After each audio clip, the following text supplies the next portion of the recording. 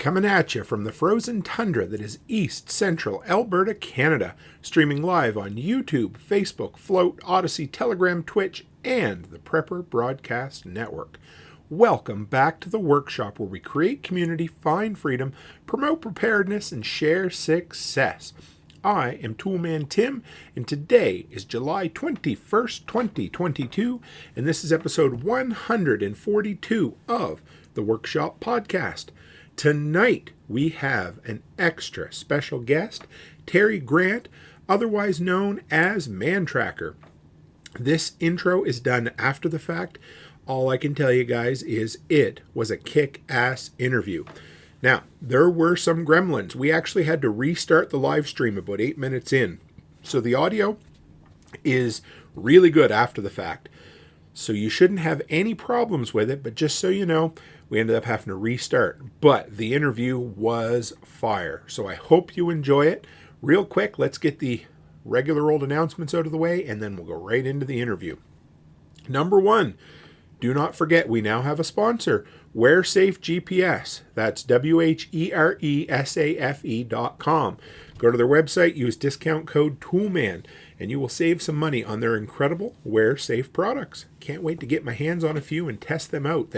I'm really blown away by what their product claims are, and I cannot wait to check some more of it out.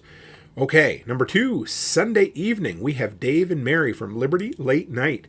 If you guys don't remember my appearance on Liberty Late Night, we had a lot of fun. Way too much laughing, a little bit too much drinking, I'm sure, but they're going to come by and talk about movies and a little bit of Liberty thrown in. And then I believe I'm going to be over with them on their live movie night, which is going to be great. And of course, guys, this is our Thursday episode, which also airs on the Prepper Broadcast Network.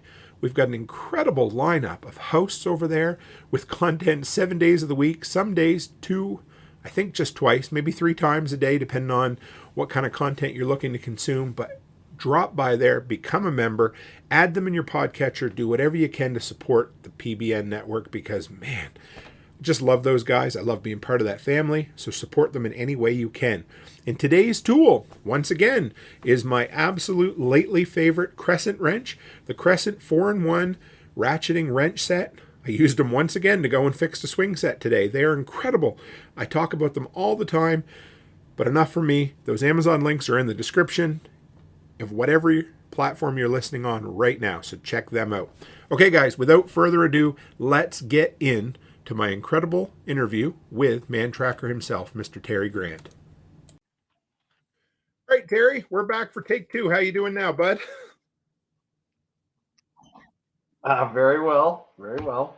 Good. We got a little delay on our end here, guys, but the good news is everything seems crystal clear. So we'll give people time to hop in here, but if you don't mind, Terry, if you want to start at the beginning again and just tell me, where you grew up, what your first high school job was, anything like that.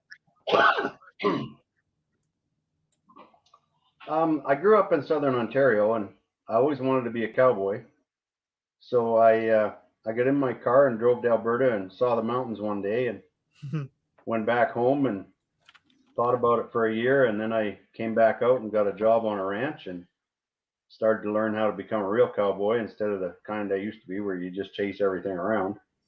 And then I worked on, a dozen different ranches throughout my life. And lo and behold, the producer showed up one day and wanted to do a TV show and picked me. So we started to do that little TV show and things worked out pretty good. So you grew up in, you said just north of Toronto, was it? Yes. Farm country there? Yep. Yeah, it was all farms. I grew up, helping farmers with their haying and moving their cows and stuff like that. And that's kind of how I got into the cowboy thing is my cousins had horses and they got known around the country as being able to move cows. So instead of walking down the road behind your cows, they'd call up my cousin and his brothers and they'd bring the horses over and they'd move their cows for them. Did you ever have any real stubborn cows? Oh yeah. Yeah. We had a few that took off into the hawthorn trees and it was getting a little western, getting them out of that stuff. But we always ended up getting most of the cows where they were supposed to go. My uncle used a pitchfork one time on a black Angus. He couldn't get the thing to move, and he gave it all he had, and the thing moved after that. Yeah, it does tend to move them. So I try to go back and listen to other interviews, just fill myself in. I mean, I watched your show a lot, but I didn't know much of your backstory. But I heard you mention it was interesting you said this, because I had my dad on a week ago, and he was talking about growing up in the 50s and the 60s. And he told me one of the things was he was poor, but he didn't realize he was poor.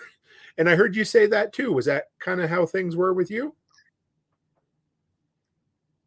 Oh yeah, definitely. I know growing up, everybody that a lot of the kids in our neighborhood, we never got an allowance.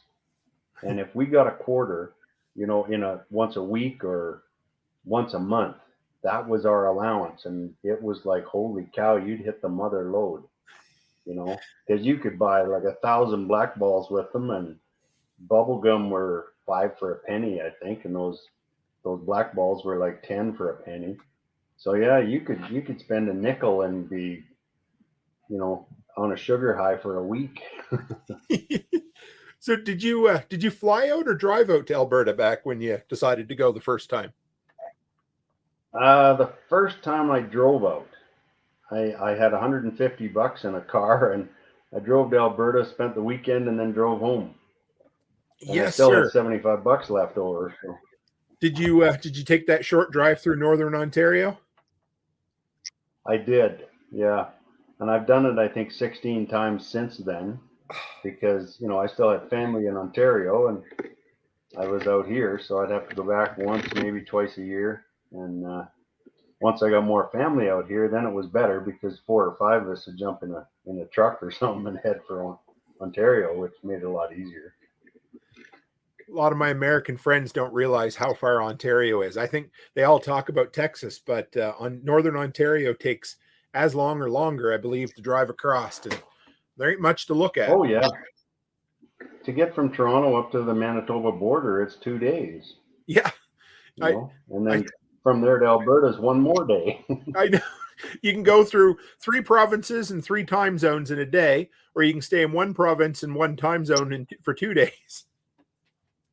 Exactly. And the scenery doesn't change much in Northern Ontario. Nope, and even hard to get any radio through there. It's just kind of miserable. Yeah, exactly. Now with satellite radio, it makes that drive a whole lot nicer. Ain't that the You truth? don't have to listen to your own singing. So when you came out to Alberta, you worked at the Bar-U Ranch for a bit, did you? Yes, that was my first actual job. Was at the Bar-U Ranch when it was still a working ranch. Now it's more of a kind of a historic site, is it? Yeah, now it's a National Historic Site. That's correct. Yeah. It's Did kind of cool to be able to get in there and walk around and have a look at things. And, they got everything all gated off, and you can't go here and can't go there. And I used to crawl through all them buildings when I had nothing to do. So, any good stories from when you started there? Anything they did to razz you, get you in, or anything? no, it was just the boss, his wife, and his young family, and me. And I took over a job for the foreman in Ontario, and I was just basically filling in for him until he could get everything sold and looked after, and then he was going to move his family out here. So I just took his job, and I milked the cow and dug fence post holes and power pole holes in December when I got there, which that wasn't much fun, but it was a job. So They were paying you by the hour, so it didn't matter how long it took you to dig a frozen hole, did it? well, actually, I was getting salary, and it Oh, was I think I was getting 500 bucks a month, and found like that's with my room and board, but they took off 100 bucks from my room and board, so I was getting 400 bucks a month, and I thought I had the world by the butt. and that was back in the day out here when they didn't have a lot of fence around the cattle, did they? Oh yeah, yeah, there was a ton of fence then. Oh, there. It Okay, there was was. All right. It Yeah, that was like mid to late 70s. So oh, yeah, okay. it was all things. I've Yeah, only lived out here 10 years. Sorry. we still got to ride through some pretty big pastures looking for cows and stuff. So it was pretty cool. Did you mentioned too? It's got to be you must spend a lot of time by yourself out ranching like that, do you? On the back of cattle or on the back of horses looking for cattle, do you? Oh, God, yeah. There might be six of you in the same field, but you only see them every 3 hours. Yeah, turn around and holler at them. Yeah, yeah. No, yeah, you spend a lot of time talking to yourself and your horse and figuring out your problems and stuff like that. I asked my dad, just talking about the olden days, and everybody always refers to him as the good old days, and I asked him, I said, with the good and the bad, would you go back to the good old days, even though they call it that, or what do you think? Um, Parts of it, yeah, I'd love to go back to. The simple part of being a cowboy and being young and bulletproof, invisible, and nothing can hurt you, and you're not scared of nothing. And yeah, the only thing you have to look after is you and your dog, basically. No. So yeah, that part of growing up a cowboy was, yeah, I'd love to go back to that. But it was, it was tougher. The wages weren't all that great, and it was good at the time. But as cowboys, you spend more than you make mostly because you're too stupid to save something.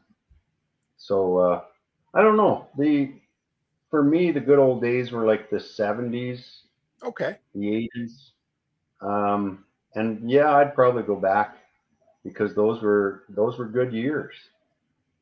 If I had to go back, the old timers going back to the 20s, 30s, 40s, I don't think that'd be a lot of fun. Life was a little rougher, wasn't it? I think, at least from what they say. Yeah. Did what was it? Oh yeah, as far as did you ever have any accidents? Did you ever hurt yourself? I mean, obviously I know I'm sure you've hurt yourself something, but they always have them farm stories of guys getting a little roughed up or anything. Did you get by unscathed, or did you ever hurt yourself at all? Oh yeah. Yeah, I got bucked off horses and run over by cows and, stomped on by stuff. And, I froze a few fingers in the cold out calving in the Oh, spring, riding your horse out there in 30 below in a blizzard and trying to drag calves in and save them. Um, yeah, I went snowblind twice, and yeah, just being out in the elements and being out there and around, you run into all kinds of stuff, and you're always riding young horses and new horses and stuff, and they tend to buck you off and stomp on you a bunch, and get in a corral with a bunch of cows and a young horse, and horse bucks you off, and then the cows run over you. So yeah, like they all say, shit happens. I when I first moved to Alberta, I got a job at the U.S.A. and I always had this joke that I used out east, and I thought it was pretty funny. Well, I was told otherwise afterwards, but I asked somebody one time. I said, "What's the quickest way to turn money into shit?" And I told him to buy a horse, and an old rancher just about punched me. So Well, nowadays it might be true, but I know. I was, yeah. Oh my God. I felt like it's just one of them things you say, right? And I I didn't respect the respect that the ranchers had. I learned afterwards, but I just said it thinking, oh, I'll get a laugh out of him, and he damn near clocked me. So yeah, yeah. do you ever watch that show Yellowstone at all? I had to ask you this. I don't know if you had. Yeah, I did watch it. Yeah. What do you think? It's pretty cool. It's like all westerns. It's a little hokey in places, but I think the whole concept is pretty close to real. Um, the guys from the 4 6s there with their sliding horses and their expensive stuff. Yeah. You don't see those guys just running back and forth down the arena sliding their horse. Those horses are too expensive to do that with. They might do it once or twice a day, but they're not going to risk hurting them by doing it over and over again. So they've taken a few liberties, with, with the cowboy life and the cowboy genre, I guess. But overall, I think it's done very well. The little spin-off series they did there, 1883 or whatever it was, Yes. that one I was very impressed with that one. I haven't seen it yet. My wife loved it. So you think they must have put some research into both the shows at least, hey? Oh yeah, yeah, yeah. Like the Yellowstone, there's more drama Sure. and more family issues and stuff like that than I think were, you know, prevalent back then. And maybe I'm out to lunch, but I've worked for a lot of ranchers that had families and stuff like that, and there was not that drama and stuff that they built into Yellowstone, but it's entertaining and it's pretty cool. I'm quite impressed with it. I like hearing that. I had to ask a real cowboy because I wasn't sure. I mean, drama sells, you know how it is, and they love to have that on TV. But I wondered how much of the the day-to-day life on a ranch was kind of similar. There's a lot of similarities they have, between the show and ranch life. Um, they've just taken liberties with some and they've added drama where they really didn't need to, I think. But Sure. I'm like that. Every show that forces the drama, I'm not a big fan of it. It's like if you can do a show and just let the drama show up all by itself, then great. If you have to force it and throw it in there and make it happen, then it makes it unreal. Absolutely. I agree. I just, yeah, like you said, let it naturally happen. Yeah, yeah. So you did some search and rescue too, did you? Yes, I was one of the 5 founding members of the Foothill Search and Rescue out of Turner Valley, and Yes, that sir. started. We started that in 1993. So I mean, obviously you learned how to track a bit, looking out for wildlife and that kind of stuff. But did you kind of hone your skills in the doing the search and rescue, that kind of stuff? In search and rescue, I actually learned how to track people, and the whole tracking of people and the whole psychological part of tracking people is it's there's so much to it. It's amazing. Tracking animals and stuff like that, they're a little more they're easier to figure out because they're either going to water or feed or they're going to a bed ground or they're checking out their country or whatever. Where humans, we if we know there's something following us, we do all kinds of weird stuff and just walking around. We do certain things we we don't even know we do them. And the whole psychological part of tracking humans is just absolutely amazing, and it's intrigued me for years. What kind of stuff did I wondered about that because I know we all seem to do things subconsciously in that. What did you find? What kind of patterns did you see with humans when they end up getting lost in the bush?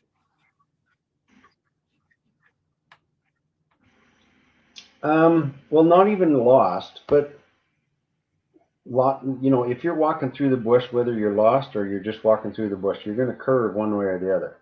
Okay. And why we curve, I don't know, but I've come up with about 6 different reasons why I curve. And there's things you can do if you're lost to make sure you don't curve. And yeah, it's like the people on the show. There was one of the first shows we did was Lisa and Nicolina. It was a half-hour show on season 1, and Lisa always walked on the left side of Nicolina. Okay. And every time I showed up, she would look at me, scream, grab Nicolina, and run to the left. They'd run into the trees about 100 yards and they'd hide. And she did this like 5 times day 1. And then come day 2, I saw her and she did the same thing. So I thought, okay, I know what she's going to do every time now when I show up.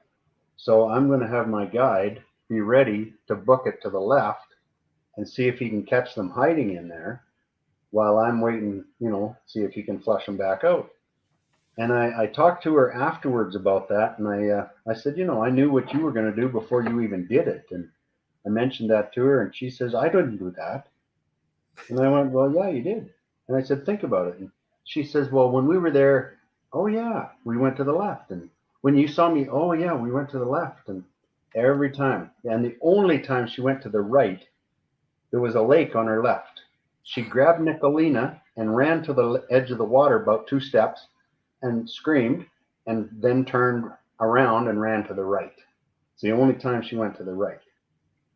So That's there's things like that that you got to have a good memory for as a tracker, and you got to remember what they're going to do. And next time you see them, or even if you hear them scream, you might not even see them. You know they ran to the left. that is cool. So what you said you had some theories. What are your theories on why you at least personally do it? If you want to share.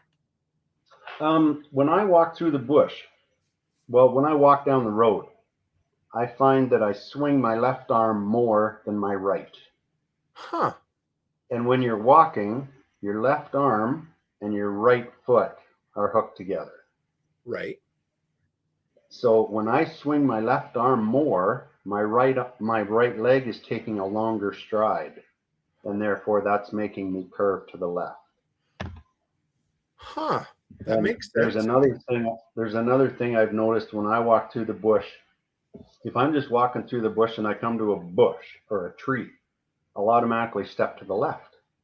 Hmm. And then I'll carry on, and when I come to another obstacle, I automatically step to the left. So now when I'm walking through the bush, if I want to walk a straight line, every time I come to a tree, I force myself to step to the right.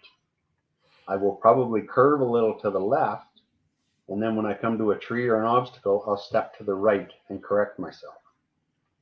So you're consciously overcorrect or correcting so that that natural Yeah, curve to the left, you're kind of outdo or doing it out a little bit. counterbalancing it, yes. Yeah. Huh.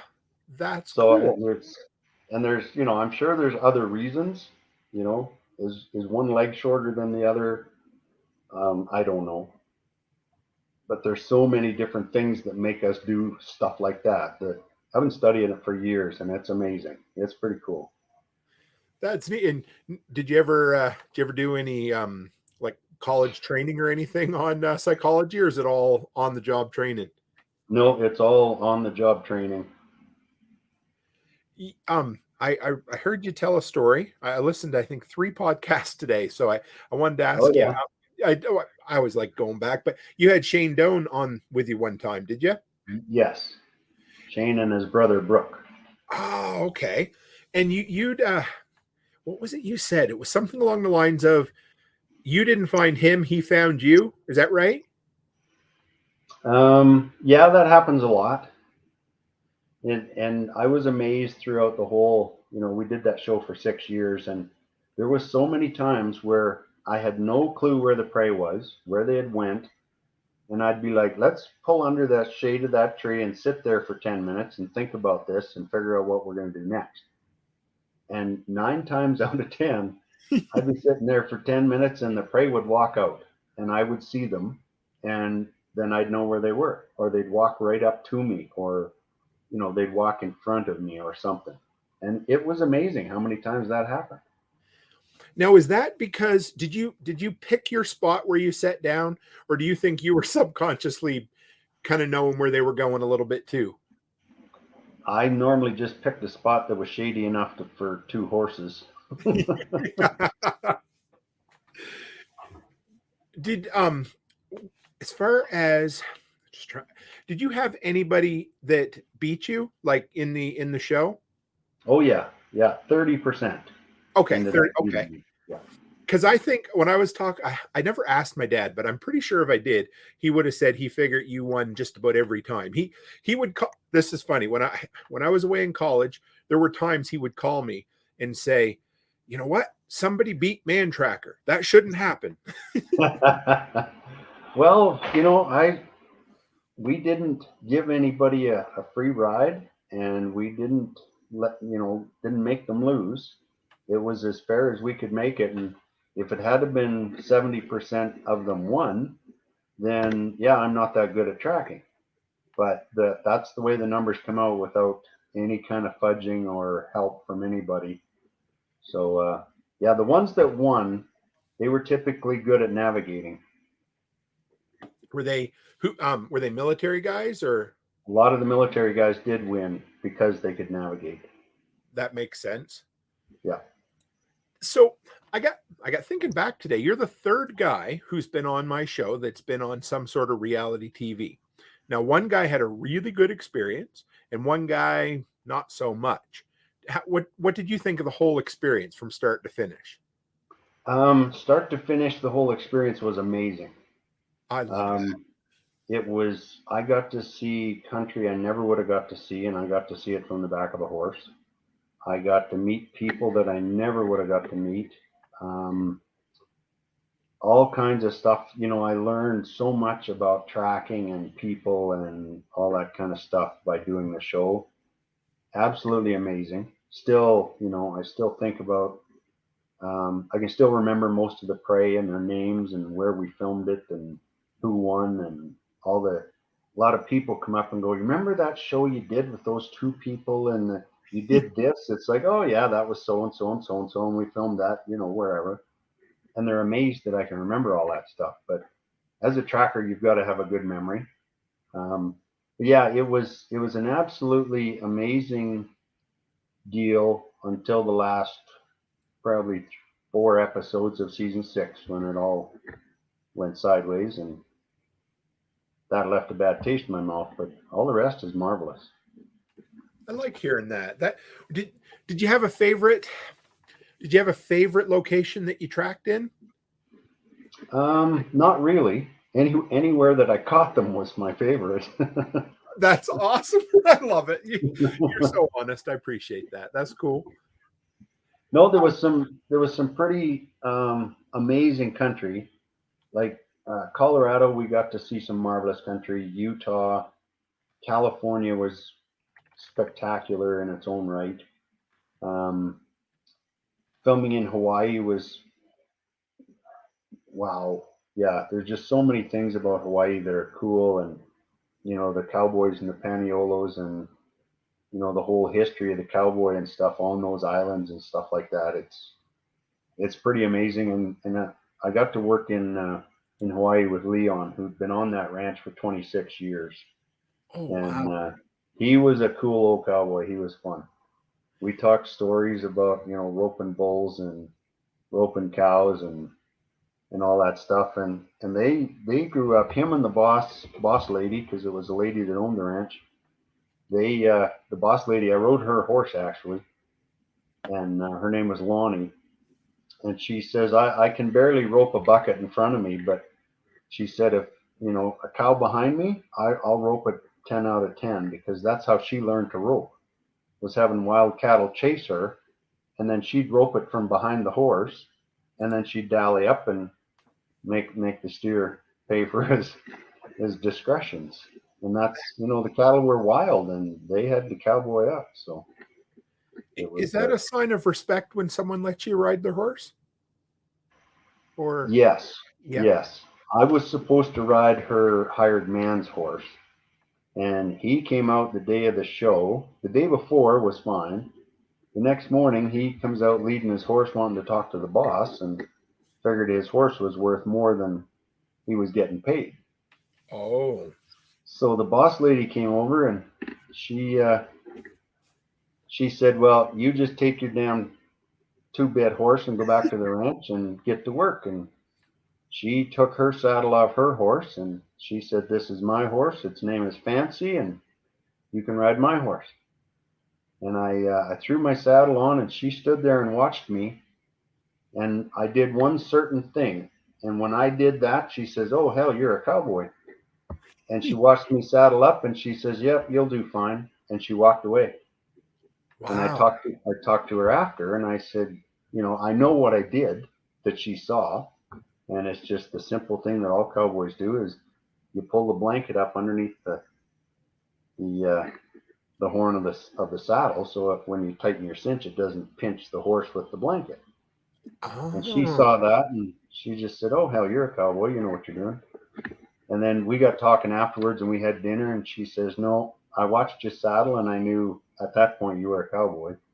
And she says, "Then I watched you get on, and I watched you ride away." And she says, "I never thought again that there was any problems with you or my horse or anything. It was in good hands. So it She was, knew you. yeah, kind of, She knew you weren't some kind of Hollywood guy, eh? exactly. Yeah. A buddy of mine, we got a few questions. I'll ask you one here. My buddy Ed Shaw from out in New Brunswick, he wanted to know, did you ever study with or work with any Indigenous trackers? Oh yeah. Yeah. I had two. One of my first ones was Chuck Hume out of Haines Junction up in the Yukon, because we filmed up there the first shows. And another one was, oh God, I knew his name when I said it. Yeah, everybody liked him. He was from Grand Cache. Okay. And but yeah, both of them taught me a whole bunch about edible plants and the culture and all that kind of stuff. And Chuck's mother was a medicine woman, so we talked a lot about medicinal herbs and stuff like that. So yeah, I had the pleasure and privilege of working with a couple of them guys. That is really cool. Thank you. Yeah. And um, now another guy here in the live stream. I know you can't see it, but I'll read them to you. Cabot wanted to know the ones that did beat you. How did they beat you? By navigating.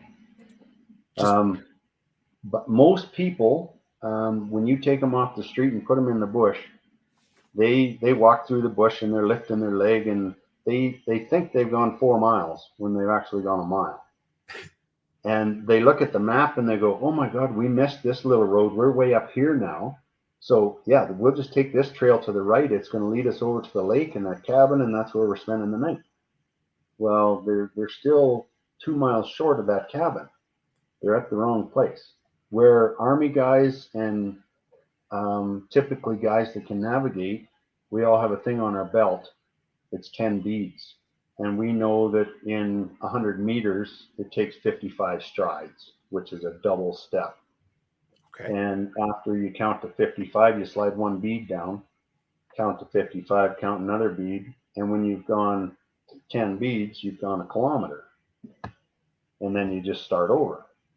Then you look at your map and you can keep track of where you are on your map.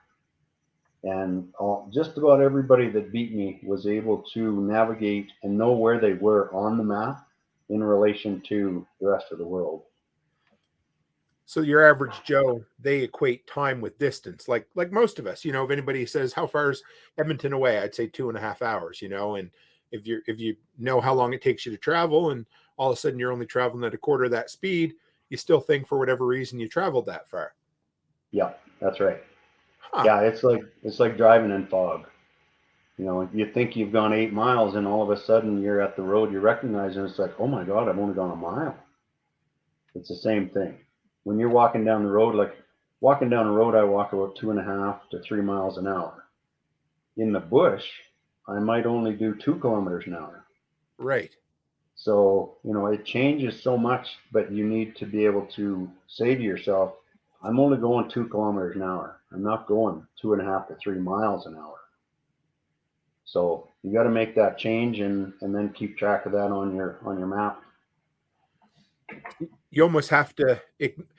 Okay, this maybe is a little simple, but sometimes even I remember not too long ago, I was at the West Edmonton Mall, and I knew where something should be, and it seemed like I should have been there already, but I didn't trust my instincts, and I made the wrong turn. Ended up whatever, just a stupid mall story. But so that's kind of the idea is you got to kind of turn your instincts off a little bit or override them, maybe. You've just got to realize you're in a different type of terrain. Okay. Like the people I used to love to get when I found out at the start of the show what they did for a hobby or whatever was marathon runners. Because marathon runners are used to running down a paved road and lifting their foot about an inch. You put them in the bush and they have to lift their foot like a foot to get over logs and grass and all that stuff. They get tired quick. Yes, sir. And they're they've got to lift their feet, and that's what kills a lot of hunters and people that go out into the bush hunting. They're not used to lifting their foot. When I was guiding up in the territories and stuff, you're always climbing up a mountain, so you're lifting your foot and all that weight. The hunters, they put no weight in had no chance of keeping up because you're so used to lifting your feet. It's no big deal. It's like walking upstairs all day. Oh. And with a new hunter and stuff like that, they're not used to lifting their foot, so they get wore out pretty quick. And so if the marathon runners were the ones that you love to get the best, who if you saw somebody ahead of time, who were the ones that you dreaded the most? Probably the military guys, because they were the guys that were fit. They weren't they'd go through the bush. They knew where they were and they could regulate their speed, and they knew how to use the terrain to their advantage and stuff like that. Cabot wanted to know which I know I asked you what your favorite location was, but did you have a favorite episode or a favorite pair of prey that you went up against? No, not really. All of them, every pair of prey that got on the show, I have respect for because it was not easy. We didn't give them a free ride. We didn't give them, a lot of stuff. I don't know what the producer and the cameraman talked to them about before the show, but they didn't get any handouts. So anybody that came on the show, and I don't care if they finished or they got lost in the dark, they still, my hat's off to them all because they did an amazing job, and it was good. It was neat for me. I got to track a lot of different people and different attitudes and stuff, and it was cool. I still keep in touch with a bunch of the prey, but a whole lot of them I've lost contact with just because they've moved or circumstances. What was your? I don't think I asked you this. What was your the very first day on the job, or the very first day you showed up where you had to be Mantracker? What was that like? um, it was half scary, and I tell people this story because I kind of figured it was going to be Hollywood. I'm going to be told how to do it, what to say, when to say it, how to ride my horse, all this stuff. And I really wasn't looking forward to that part. But the first show we did was up in the Yukon on Fish Lake outside of Whitehorse. And we were just kind of down the laneway of somebody's house. And the cameraman came around the corner and said, "Okay, come on up." So we rode up, and there's like 3 cameras and a great big, it's a communal fire pit that must have been 6 feet across. It was huge, and there's tracks everywhere. And the producer says, "Okay, there you go, find their tracks and go get them." And I'm like, "Well, you got to give me a hint. There's like 6 of you people standing around here. You've been walking back and forth all day, all morning." I said, "I need at least one print from each person so I know who I'm tracking." And they went, "Well, why?" And I went, "Well, because I could end up tracking you around the fire pit." So they kind of went, "Yeah, okay, you're right." So they gave me one track from each person. And then they said, "There you go." And I went, "Okay, thanks. See ya." And away I went. And Chuck and I went down the road, half a mile, and we came to a T intersection. And I had lost the track, and Chuck couldn't find it. And he's a pretty good tracker himself. So we're off our horses looking around, and I can't find the tracks. And then I looked at the cameraman and I said, "Okay, well, I can't find the tracks. So what do we do now?" And he looks at me and goes, "I don't know. I'm here to film you. I can find my way back because I can see it. But other than that, I'm just here to film you." And I said, "So you're not here to help me, to guide me, to give me any assistance? Nothing? You're not going to tell me what to say or nothing?" He says, "Nope. I'm just here to film what you do." And I went, "Holy smack." And that's when it kind of clicked. It's like, holy crap, I got to do this. So I talked to Chuck and I said, "Okay, we'll go back to the last track," which is what you do. We went back to the last track and I looked at it and I went, "Oh God, there's dirt sprayed off to one side of the track." And I'm like, "Okay, they went this way. Yet there's the trail in the grass. They had just cut the corner on this T intersection." And we followed them 50 yards through the trees, and there's their tracks on the next trail going down there. So we're back on our horses and away we go. And I'm thinking to myself, it's like, man, this is going to be tough. Like, I got to actually do this because nobody's going to help me do nothing here. So yeah, that was I think that was Russ and Susie. I think they were the first ones, and we ended up catching both of them near the end. But man, it was a little scary there for the first couple hours because I'm like, holy smack, I got to do this, and all the thoughts come back into your head on tracking and what people do when they're evasive and what to look for in grass and what tracks mean and all that stuff. And yeah, it was a little tough. So the show itself, then, like, I'm asking my dad's question here, but so he wanted to know how real the show was, and he wanted to know if you guys actually spent the whole night out in the woods, or did you go back to a trailer or anything? Oh no, no, it was 100% real. We didn't add nothing. We Nice. didn't fake anything. We didn't add drama. We didn't make up shit. Nothing. Whatever happened happened, and the only thing we did do is go back and get better footage of what actually happened at Sure. certain places. If the prey jumped off a cliff, they only had camera angles from behind. So we would go back to that cliff and they'd put cameras at the bottom and have the prey jump over the top. Okay. Same cliff, same prey, same actual thing that happened. They just get better footage of it. So we didn't fake nothing. That's cool. And there was we used to get to stay in a cabin. If there was a cabin around somewhere, we would stay in that. Um, Once in a while, we'd basically be under a rock overhang, like in Colorado. We were just under a rock overhang in the sand, had a fire. Um, we did get to stay in a camper. There was an old line shack one time. Southern Alberta here, we got to stay in a cow camp, which was pretty nice. When we were in Northern Ontario, we got to stay in Phil's camper one time.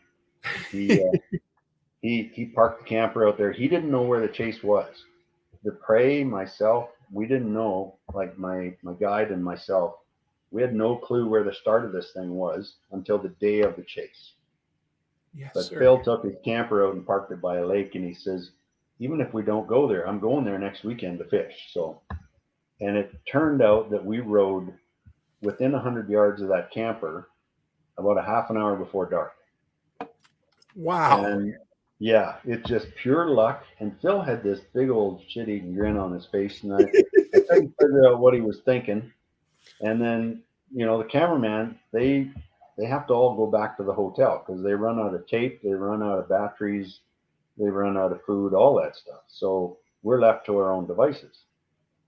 So we unsaddled our horses, and the cameraman filmed it, and then he says, "All right, see you later," and he booked it. And Phil's standing there with his saddle in his hand, and I'm like, "What are you doing, dude? Let's get a fire going." He said, "No, not yet. We'll give him 5 minutes." So the cameraman left, and he saddled up his horse, and I went, "Okay." So I saddled my horse. We got back on, rode the 200 yards back to the trailer. He had corral set up. He had hay. He had everything, fishing rods, steak, the whole bit. So we stayed in his camper that night with eating steak and fishing and telling stories, and yeah, it was pretty good. But there was quite a few nights we spent. If weather conditions obviously played into it. Yeah, just out in the bush under a tarp, they bring stuff in for us. That's cool. I like hearing that because, like I said, you hear from some guys. Like I said, I had one guy on from Doomsday Preppers, and he said it was not an ideal experience. And then I had a guy on here from Alone, and he said he was on season 1, and he said everything you saw, exactly what you saw, is what you got. So I appreciate Yeah. that. Yeah. I got a couple other questions here. Kathy Seeger, she's a local lady here, another Albertan like us, and she said, "How bad did the cameraman get hurt when your horse stepped on his foot?" Um, no, I stepped on the prey's foot. I actually Okay. kicked the cameraman in the head. Yeah, well, I kicked him in the camera. Um, I think he only got 6 stitches, kind of in Okay. the front of his above one eye on the right in the middle of his forehead, but busted the camera all to shit.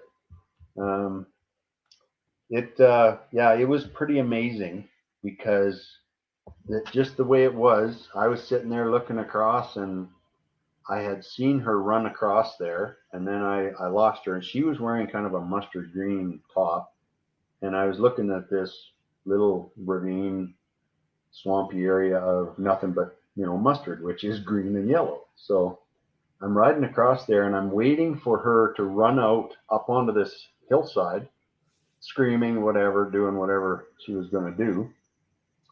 And when I actually heard a scream, and I looked down, and when she moved, because she was in the kind of a turtle position, Okay. and my horse actually stepped beside her heel, but hit her heel coming down. And when she lifted her head to scream, she actually hit my foot, which was in my stirrup. Wow. So she's basically under the horse. And the horse kind of, any cowboy knows when there's something under them, they kind of double over and they're looking under what's underneath and how they're going to smack it. and and I just had seconds to think about it, and I thought I can't let this horse kick her in the head because she's not going to move. So I hooked him pretty hard with the spurs, and he jumped. And at that point, the cameraman was filming her and me, and all he did, he pointed the camera towards me, but turned his head away.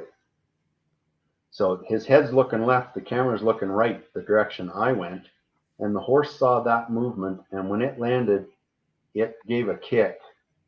And all I hear is this smack. And I'm like, oh, it didn't even sound right. Normally when a horse kicks you, it goes thud. Okay. This went snap. This went snap, like just like snapping your fingers. Ooh. And I'm like, oh, that's not good. And then I realized, like, Lawrence, the cameraman, was right there, and I never saw him. And so I got the horse under control, and Lawrence come out of the bush there leaking pretty good.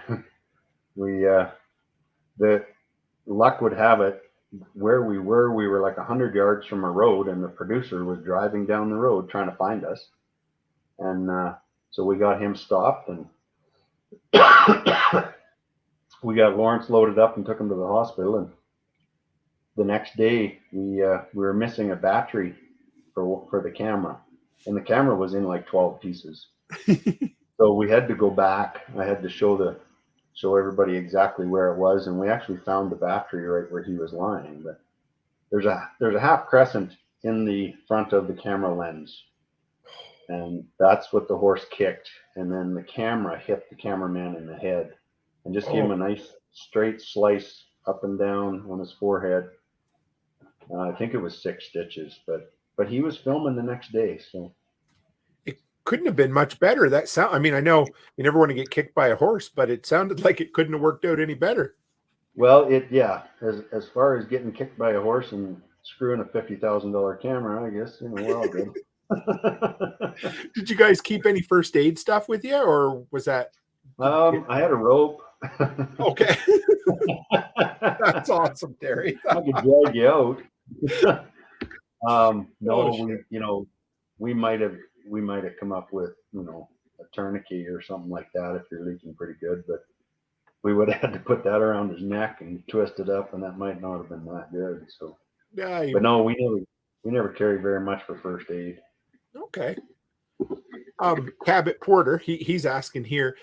This is a good one. I don't know if you've given much thought to this. I'm sure you've been asked before, but if you were the prey, what would you do to win? Or have you ever been the prey at any point? No, I've never been the prey, and I don't know. I don't know what you would do to win. If there was someone that was decent enough a tracker like I am, and I was out in front of him, about the only thing I could suggest is get going, don't stop. Go where he can't go, and don't stop, because that's as soon as you stop, you let him catch up, and because tracking is very slow actually. And a lot of what I did was kind of jump tracking or bracket tracking, whatever you want to call it, where my guide would know, if they're on that trail takes them out to that lake, but we can go down here and run in there faster and get there before them. So we did a lot of that kind of stuff. But yeah, it's kind of luck of the draw. If the country really is favorable to the prey, thick enough they can get through it, and tough enough I can't with my horse, then the prey are probably going to win. If it's, they can run through it and I can run through it, then I got a 50-50 chance of catching them. Did you ever think about going into bounty hunting at all, or no? No, not really. It's that's totally different. It's that's more of an urban like type search and rescue where you're in urban situations, and yeah, I'm not big on urban stuff. Do you remember, when was that? Was it a few years ago? I mean, probably wasn't that long ago, when those two, I don't know what you want to call them, crazy individuals. I think they shoot a couple of people, and then it was out here, right, in BC or Alberta, and then they disappeared into the Ontario woods. Do you remember that? Yes. Yep. Yeah. Did you ever have any thoughts on that? I went because I remember listening. I think it was the cop or whoever was in charge of it. He figured the swamp would eat him up or the bugs would eat him alive before they'd ever find him. Yeah, I did several interviews on that with like several different radio and TV shows and stuff like that, and I was the same way. I thought they were just going to hide out in there until the bugs drove them crazy, and then they'd come out and ask somebody to shoot them. Yeah, the bugs up there where they were, I even forget. I think it was, wasn't it northern Manitoba or somewhere where they Oh, were yep, you're hidden right. out, Yeah. because they came right across Alberta and northern Saskatchewan, Manitoba, but they were on a dead end road, and I could never find anywhere or talk to anybody that knew exactly what they went into the bush with. If they went into the bush with great big 40, 50-pound packs, then they were going to go in and either hike it until they ran out of stamina, or they were going to go in and just hide out until everybody went home. And yeah, between the bugs and the people up there and stuff like that, I was surprised at the outcome. I did not think they would do that themselves. I figured they were gonna shoot it out at the end. I kind of did too. I was surprising. That wasn't my. I mean, not that I'm an expert, but it definitely wasn't the guess I would have made. The outcome anyway. No, no, mine neither. So, what if somebody wants to get into tracking? What do you? I mean, where do you start? I mean, obviously you've had a lifetime of ranching and search and rescue. But if somebody just wants to get started a little bit, what would you say? I put on tracking courses in the spring. Okay. I do 4-hour courses and 1-day courses, and I'll go out and I'll lay out a set of tracks the night before, and then whoever's there might be 4, might be 12 people in the group, and they have to take turns tracking me the next day and following my trail, because that way I can control what tracks they see, and I can make them very visible at the start, and as the day goes on I make it harder and harder, because it's amazing after 8 hours of tracking how good you get. I I'm bet. I'm still impressed That's with cool. the people that at the start they can barely see a full footprint in mud, and by 8 hours later they can see a little wee toe kick disturbance on a gravel road where somebody was running. It's like, oh, there it is, there it is, there it is. Yeah, okay. And they're walking and tracking just as fast as I was when I put the track down.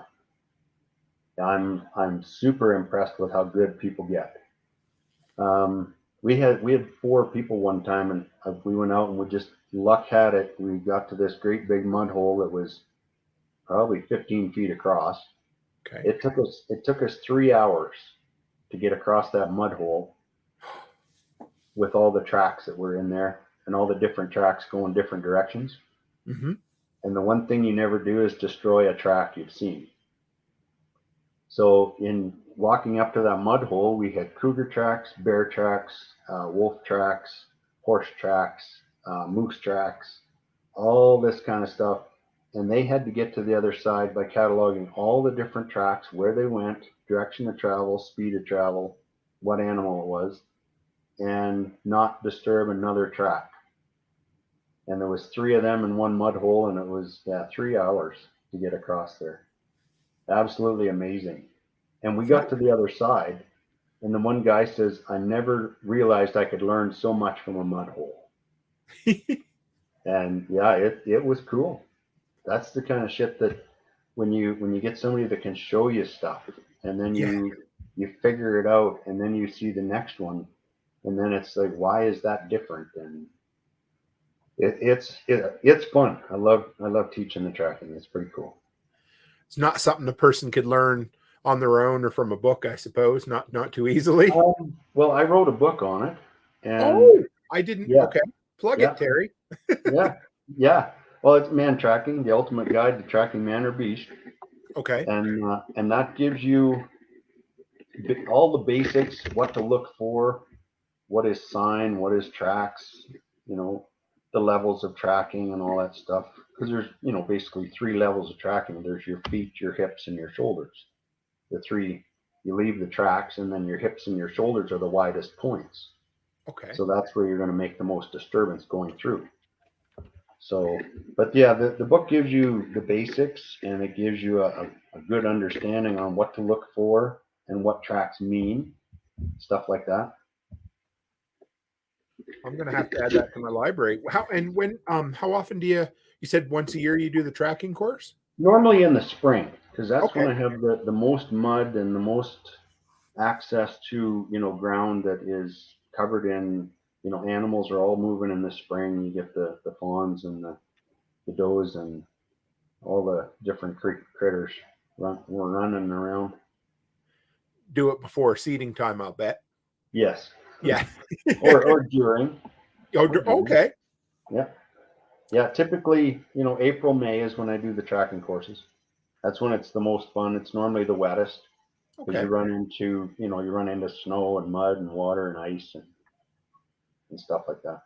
So you said that tracking is kind of a slow thing. How hard? Like you did a lot from horseback. How hard is it to track from horseback, or is it something that you just need to get your ass down off the horse and look right at the dirt? Oh yeah, yeah. A lot of people, they show up in riding boots and chaps and figure they're going to get on a horse and go tracking. Well, you're not. Um, if that's the case, we're going to ride 150 yards and then you're going to leave the horse for the rest of the day. And if there's 10 or 12 of you, yeah, the horses are just going to get led and be a pain in the ass. And if you can't track on foot, you're not going to be tracking on a horse. So I teach people to track on foot. Okay. And once you know what you're doing and you have a rough idea of what tracks mean and where they're going and stuff, tracking on a horse is easier Okay. because, first of all, you don't have to physically put out the energy to keep up to that person. Right. You can see farther. You can see a little more definition in the ground and stuff like that. And yeah, of course, you can see you're up higher. You're a little better able to see trails going through grass and stuff like that. So you don't need to be because I'm not a horse guy, but you don't need to be a horse guy to take the tracking course then? No, Okay, no, good. don't expect to ride a horse taking my tracking course because you're not gonna. Perfect. Okay, that's good to know. You want to And learn to ride a horse, go somewhere else. yeah. um, Kathy Seeger here. She wanted to know, did you ever have any plans on getting back on TV or doing anything on TV again? I've actually got another show or two that are basically pilots ready to go. Nice. Me and another producer have been working, a guy in Calgary, with getting this show, onto another network. And the worst part was when we kind of got it ready was about 3 months before COVID hit. Like everything. Yeah, and so all the networks were, this is a great show. It's a great idea. We love it, but we're not going to get rid of that show and put yours in because we might not make money with yours. We're making money with that one. Fair enough. So yeah, I just talked to him a month or so ago, and he's going to start getting back into reapplying to some of the networks and stuff like that to see if we can get this thing going. So would it be like Mantracker season 7 or something a little different? No, it's about cowboys. Oh, wow.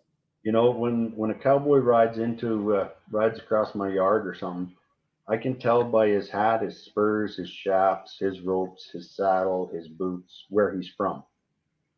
Whether he's from BC or Oh, California or Texas or whatever, just by his rig. And you know, the bridle he rides, this type of bit he has in the horse's face, all that kind of stuff tells me he's from here or he's from there, whatever. And that's what I want to kind of highlight is, you know, the bit makers, spur makers, rope makers, saddle makers, chap makers, all that kind of stuff. Highlight the different people that go into making a cowboy what he is, and then go to BC and show a BC cowboy versus an Alberta cowboy versus a Montana cowboy versus a California cowboy, you know, and show the world, you know, the difference. And oh, show the world that when a cowboy rides across an arena, I can tell where he's from, you know, and probably if he's a hand or not. And how do I know that? You know, that's what I want to show people. So wow, Terry, if that, you know what, I mean, don't want to say COVID was a good thing, but those 2 years, if anything, cowboys and the whole cowboy culture have gotten huge right now. yes, yeah. I I can't see how that. Oh, I'm excited for you. That is. I'll watch it. I mean, that just hearing you explain it, you can tell you're passionate about it. Oh yeah, it's always something, you know, that I've always loved. It's, you know, watching a guy spin a rieta instead of a nylon grass rope or something. It's there's something, you know, the rietas they're quick. They're a leather rope, you know, they're a braided leather rope made by first made by the Mexicans, and you know, they're the Mexicans. There was three Mexicans went over to Hawaii and taught the Hawaiians how to rope these cattle and how to work these cattle. The vaqueros from Mexico went over, and that's how the Paniolo became, because a Paniolo is a Hawaiian cowboy. And they rope different. Their saddles are designed different because of certain things they do and all that stuff. So I'd Oh, like to highlight a lot of the different cowboys around the world and let everybody know what the heck's out there. and you could, yeah, and you could go talk to the saddle makers and the bridle makers and all the different craftsmen that are involved in it too. Yeah, I already did that. Oh, of course you did. Yeah, That's oh, yeah. Terry. That's No, all in the promo, the pilot. well, well, when it hits I mean, not that it's, for what it's worth, but when it hits, I'm going to be plugging the hell out of it for you because that's incredible, man. Yeah, I hope it works. You know, it'd be nice not to have to work for the rest of my life. I So understand. Yes, none of us are getting any younger. yeah, exactly. Well, we've been an hour. I don't want to keep you a whole hell of a lot longer, but I mean, we've already asked you what you've got coming up, but how to like first off, how do people sign up if they want to take your tracking course? Now, I mean, it's mostly people in Canada, but how do they where do they go for that? How do they sign up? Go to Terry at trackingwithterry.com. Okay. That's And easy. yeah, yeah, and I get your name on a list, and you know, once I get 6 or 8 people, I'll say, yep, we're doing it. And if you have, you know, 10 people in Edmonton, I will come up to Edmonton and teach the course. You will you? Instead of having 10 people drive down here, you know, if you guys are all up together and you want to bring a bus, then great. But if you're up there, it's cheaper for one guy to drive up there than it is for 10 people to drive down here. So I will Aha. go wherever the group is. And, you know, I'll spend a couple of days with somebody that knows the country, and you know, whether it's a riverbank or the edge of a lake or somebody's private field or something like that, I'll lay down a tracking course and we'll do it right there. Well, now you got my old head a spinning here because I think I'd like to put one of your courses on up here. I think I have no doubt in my mind we could, as long as you'd like to come up to Provost country sometime. Oh yeah, I've drove through there once. Yeah, that's all we are, drive through, but that's okay. Do well, you, oh, go ahead. Sorry. no, you gotta drive through a lot of places to get other places. So Ain't that the truth? Yes. What, Do you know? I don't. If you're not sure, it depends. But what's kind of the rough cost of the course usually? It'd be around 300 a person for the full day. That ain't bad at all. That's Yeah. really good. You're worth every penny. I mean, it's not like there's man trackers around every corner that can come out and teach you how to friggin' track steps and that sort of thing. Yeah. Yeah, and everybody thinks that I need, a national park to put this thing on in. And I basically tell everybody for scale, if I lay down a set of tracks around a skating arena, Okay. that's 4 to 6 hours. Holy. Okay. It will take those people 4 to 6 hours to work their way around finding every track and get back to the start. So if I make a mile loop, a 1 mile circle, that's probably the 8 hour course. Okay. That's So okay. I don't need 4,000 acres to do this course because we're not going very far. Man, that's all. I figured I'd get you on to tell some stories. I never had a clue that this was even a possibility. That would be, yeah, I know. We've got a group of us in the province already that would, anyway, yeah, we can talk about it later, but that's awesome, man. I have lots of stories to tell too. I'm sure you do. Are you a There's beer a couple of drinker? them come out while we're tracking and stuff. So Are you a bourbon guy or a beer guy at all, or are you stay away from that? I do like some scotch. I Okay, do like scotch. I will Um, remember that. I like dark rum and I like beer, and yeah, I'm not real fussy. Okay, good. That makes my night. What about your book? Where can people find your book? Basically, right now I'm the only guy that has them. Okay. Um, so yeah, if you want to, send me an email or something, and I'll send you out one, and you can just e-transfer me some money, and each one will Sweet. be signed. Okay. I never used to sign my autograph cards and stuff. I never put the kid's name on it or nothing. And I had a couple of kids. Thankfully I was in a town where I was there for like 2 days, and I Okay. gave these kids an autograph or a signed card, just Terry Grant. I didn't put their name on the card. They took it to school, and some other kids stole their cards. Oh, So they came back the next day, and the mother told me about this, and the kids were devastated. And I said, well, that's not a big deal. I gave them new cards, but I put their names on them this time. right. So from that point on, I've always put the kid's name on the cards so nobody can take it and say, this is, your name's not Jeremy. Why have you got Jeremy's card? And the same with the book. They're all signed to a certain person. That's cool. You got a good heart, man. I appreciate that. That's Uh, the really neat. first the first four seasons, I think, of Mantracker, I probably spent somewhere between $300 and $500 a year mailing out autograph cards. And That's I, cool. I, I asked the producer, I said, I spend hundreds of dollars a year sending out autograph cards. Can I get some money back, or do you want to print the cards? And he goes, no, if you want to do it, it's you. Oh, So I printed the cards and I sent them out and never charged a nickel. that's cool. So yeah, so there's a lot of people out there, and I still have the wow thing when I walk down the street and I have sunglasses and a cowboy hat, and they're like, oh, I know you.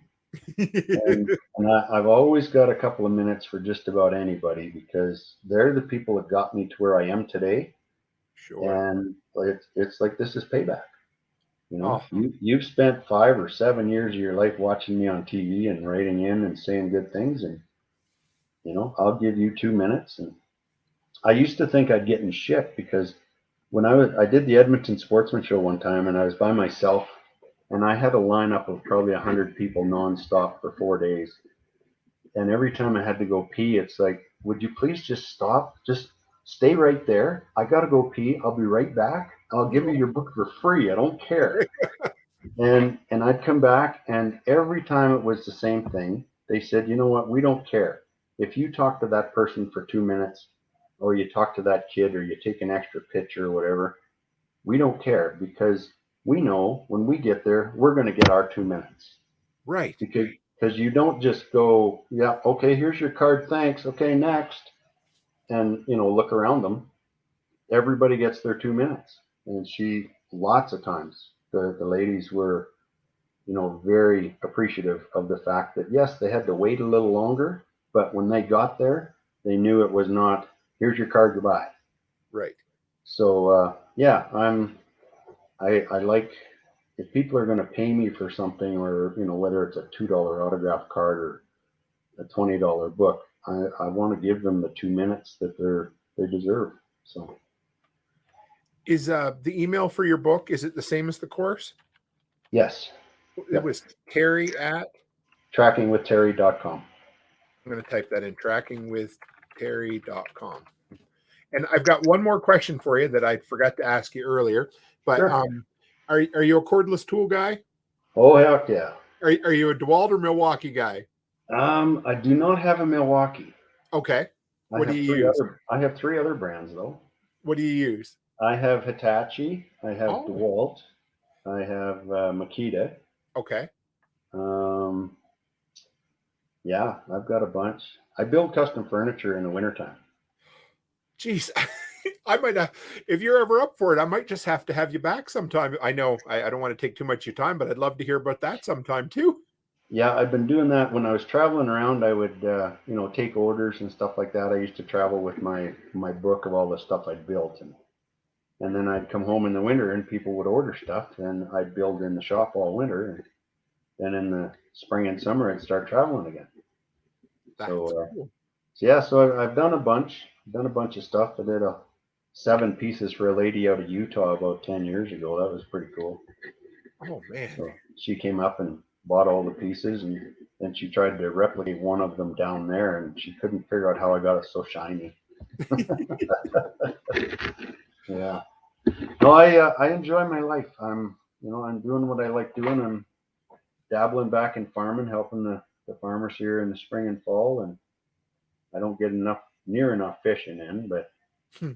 I do that and do the farming and traveling around speaking, doing stuff. It's starting to open up a little bit now, and in my shop doing my carpentry in the wintertime. And when I'm bored in the summer, I'll take on renovation jobs and stuff, small ones. Just something I can do myself. So yeah, I Well, got lots of cordless stuff. that's cool. Yeah, we're obviously the workshop. I do a lot of tool reviews and things, but a couple of the guys asked in the group, they wanted to know if you're, I figured there's a reason I liked you. You're a DeWalt guy, at least a little bit. So that makes me happy. Yeah, I got some of them hanging around. Yeah. Yeah, I've even got some rigid out there too. So They're not bad. I won't hold it against you. I haven't found a bad one yet. They all have the rigids are. I have the 14 and the 18 volt. They're a little heavy, Mm-hmm. but when you want to start hogging a 1 inch hole through a 12 by 12 mantle, yeah, that's the one you grab. And then I got those little Makita ones, the miniature ones, just for screw guns and stuff like that, for putting stuff together and stuff. Nice and light and fitting your apron good.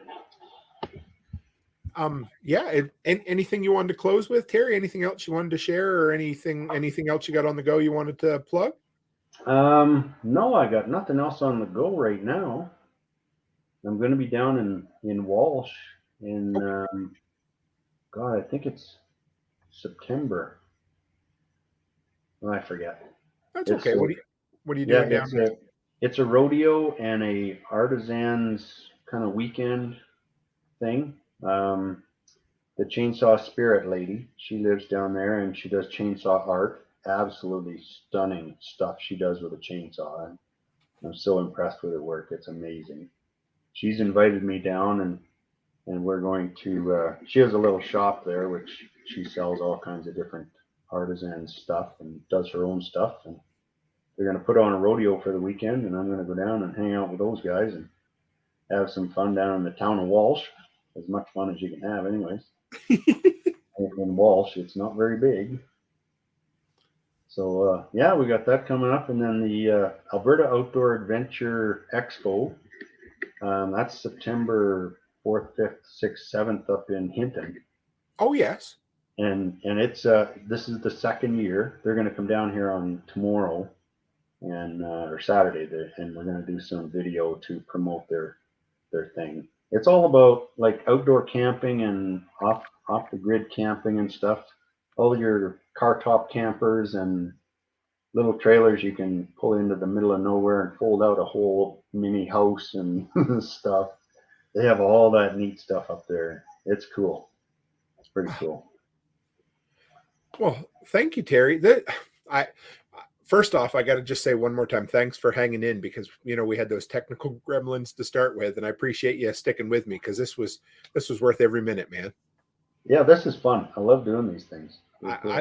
I love it. Yeah, and anytime, I don't know, I'm not sure if you're the third or fourth Albertan I've had on here, but yeah, that's awesome. I love getting fellow Albertans on here to chat. So thanks, man. Oh, you're more than welcome, sir.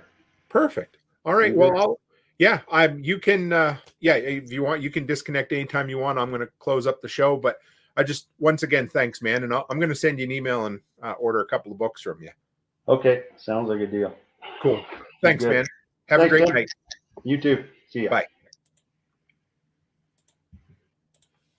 Well, guys, I hope you enjoyed that. Anyway, that was an honor. It was a privilege, and it was just a joy. What an awesome interview. I really hope you guys enjoyed this. Thank you. We would have had even a bigger crowd if we hadn't had the technical gremlins, but you know what? That's water under the bridge. That don't bother me a bit. We ended up just having a kick-ass interview, and I know I said thank you to him a couple of times, but guys, show Terry the workshop love. If you're interested, order a book from him. I know I'm going to surprise somebody with one of those if he's listening. And yeah, I think we should put together one of these courses locally. And anyway, I know that's just for the local people, but that was just one of those things I think we should do. But anyway, guys, I love listening to people who have lived a life and had a great time and have incredible skills and are a specialist at what they do. And Terry was exactly that. So anyway, thank you guys for sticking with us. Thank you so much for coming in for the interview.